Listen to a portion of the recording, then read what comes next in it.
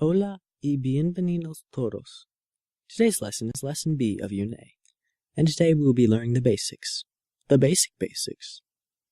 And we are faced with the question, how do I learn Spanish? And where do I start? Well, the first thing to do is stop using questions you're never going to answer and just start. So let's go. First, let's look at a little vocabulary, or Frases Simples, using an example sentence. First of all, hola.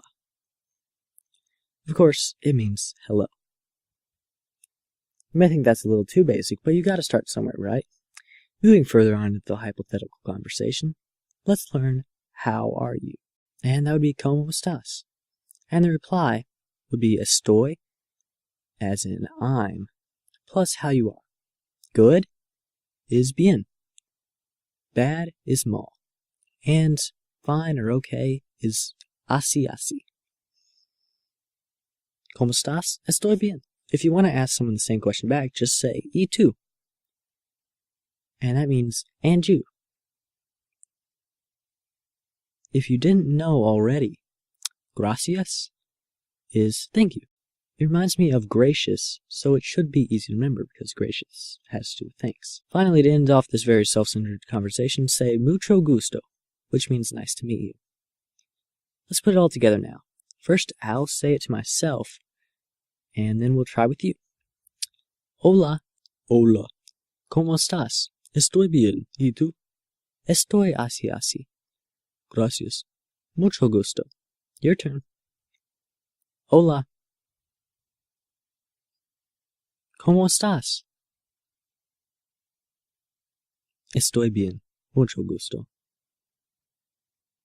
And now just imagine my hand coming out of the screen to shake yours or high-five yours. Alright, now I'm done talking to myself. Let's move on to grammar. To start, let's learn the structure of a sentence.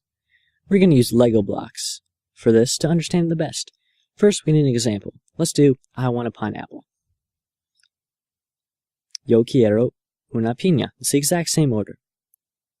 I want a pineapple. So, subject, verb, content. Subject, verb, content. SVC. You might say.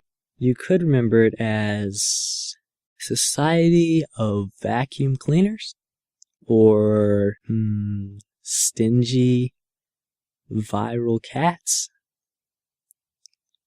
Actually, just remember SVC. In a question with one of the 5 W's or H, the question word would be at the beginning. QSVC. I'm actually not even going to come up with one of those weird acronyms here because it didn't work so well last time. If it is a question with the word do, for example, do you want a pineapple? The do would just be left off, and it'd be the same as you want a pineapple, but with a raised voice to indicate the question. ¿Tú quieres la piña? Also, adjectives go after nouns, instead of before them, as in English, in most cases. It makes sense to me since the noun seems more important anyway. But I've got very good news for you today. Spanish is pretty flexible. You can shift words around and still be understood, but I'd stick with the Society of Vacuum Cleaners. So that's it for today. We learned a few necessary words, had an interesting conversation, and built some Legos.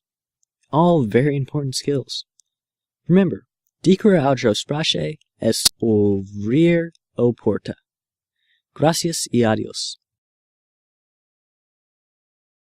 This has been Spanish Illustrated Unidad 1, Lección A. Los básicos básico. See you next week.